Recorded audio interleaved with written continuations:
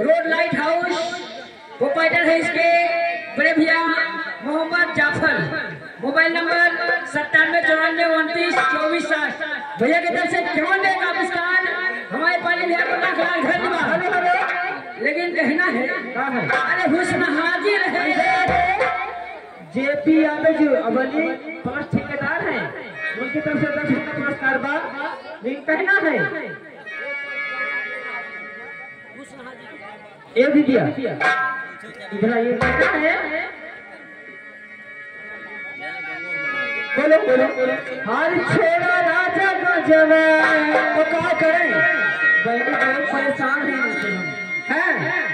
हर छोड़ा राजा का जवान हर संभाला हमर जवान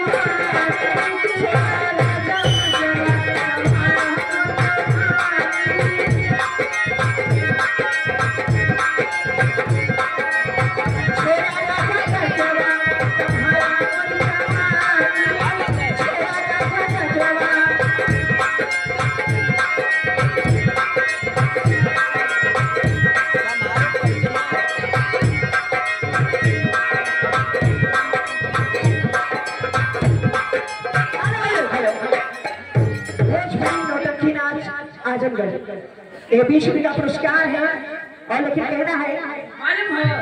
ये कब फूल कैलन है ये सुना 11 बजे फूल कैलन मालूम है का कहा चले हो कहा चले बाबू लोग हम आवत नहीं हुई वही में नक्शा है लोग कहलन सुधे रोए हो जाना होता हो जाए आई हो लगा कल लगाओ हुस्न हाजिर है मोहब्बत भोजपुरी में कहना है कैसे बहनी एक का जरा लगा वाली बिटिया का जवली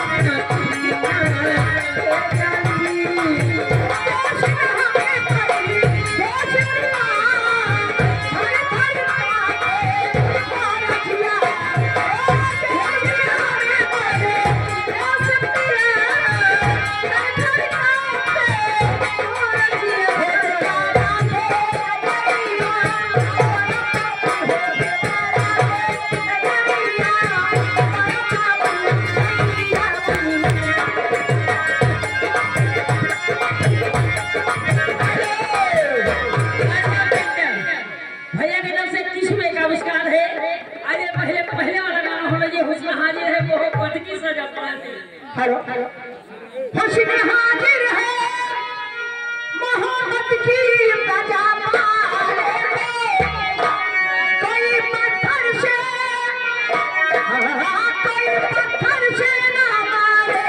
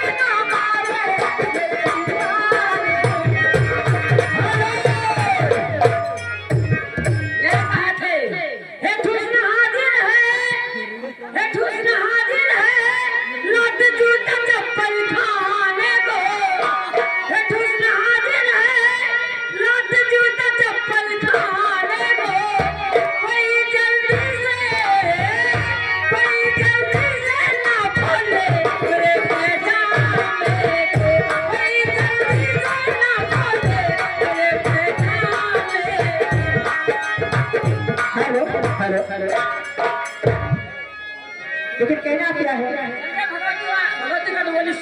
भगवती का सुन लेता